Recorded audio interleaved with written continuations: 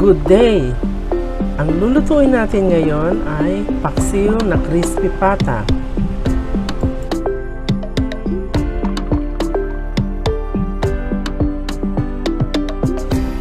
At gagawa tayo ng talong ensalada or ensaladang talong. Bagay na bagay ito sa paksiw na pata.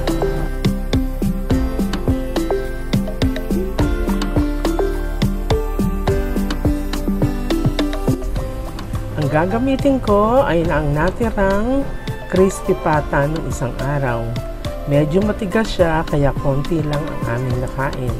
Sayang naman. Gugupit-gupitin ko lang siya into smaller pieces.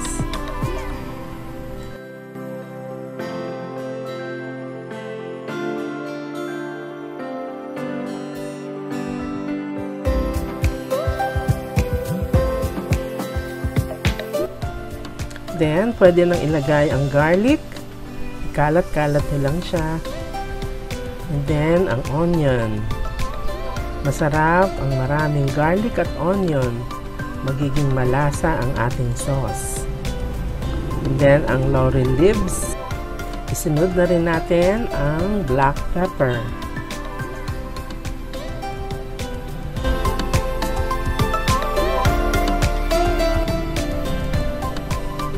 Ilagay na rin natin ang soy sauce. Maglagay na rin ng konting tubig para hindi ito masyadong dry. Then, isalang na natin ito over medium fire, takpan para mabilis kumulo. Ayan, kumukulo na siya. Halu-haluin para mag-blend mabuti ang mga ingredients.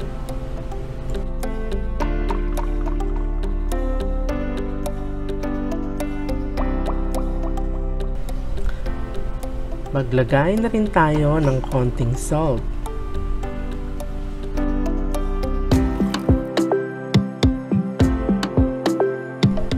Halu-haluin lang from time to time.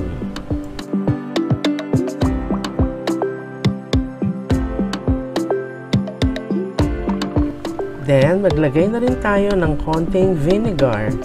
Masarap ang nag-aagaw ang asim, tamis at konting salt sa ating paksiw na pata.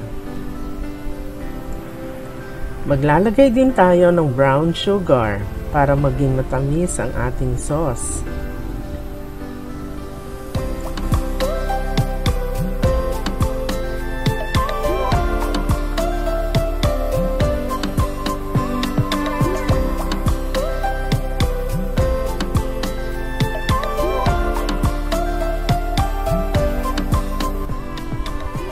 Pwede nyo ring tikman para malaman kung kulang pa ang tamis or kulang ang salt ng ating sauce.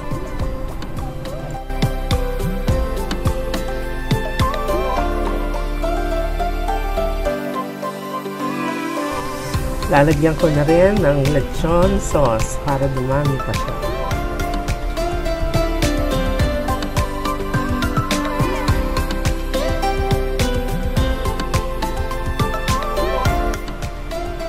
Hayaan natin kumulo siya ng kumulo para mag-blend mabuti ang mga flavors. Habang pinakukulo natin dahan-dahan ang paksiw na pata, gawin naman natin ang salad.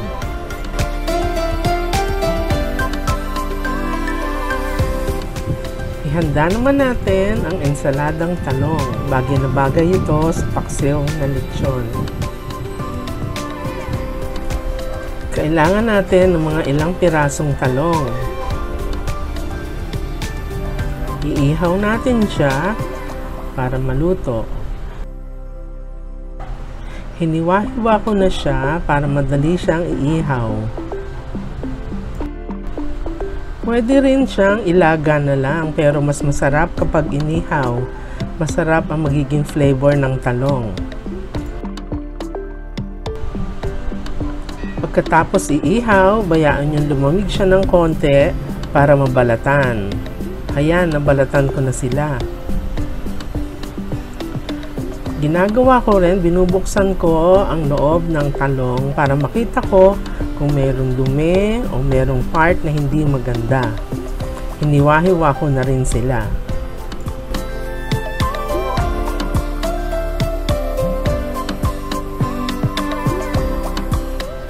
Naghanda na rin ako ng kamatis at sibuyas. Tara, paghalu-haluin na natin sila.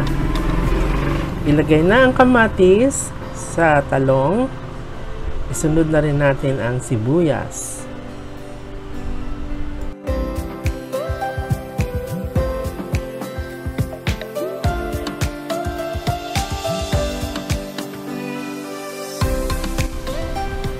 Pwede na rin nating lagyan ng suka o vinegar. Ang ginamit ko dito ay flavored vinegar. Kompleto na siya. Merong chili, salt, and pepper. Pero pwede rin kayong gumamit ng plain. Maglagay na lang kayo ng salt and pepper. Masarap ang gantong dressing para sa talong.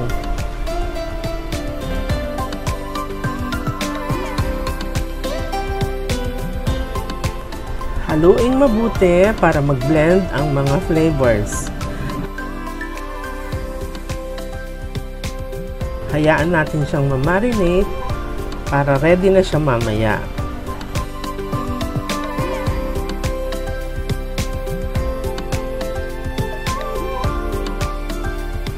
Balikan na natin ang pinakukulo nating paksiw na pata. Mukhang okay na siya at tinikman ko na rin.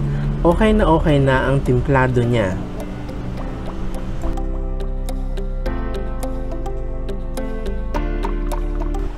Ayan, ready to serve na ang ating paksiw na pata. Sana ma-enjoy nyo ang recipe ito. Perfect combination ang paksiw na pata at ang ensaladang talong. Thanks for watching, guys! Sana balik kayo sa channel ko from time to time for new and more videos.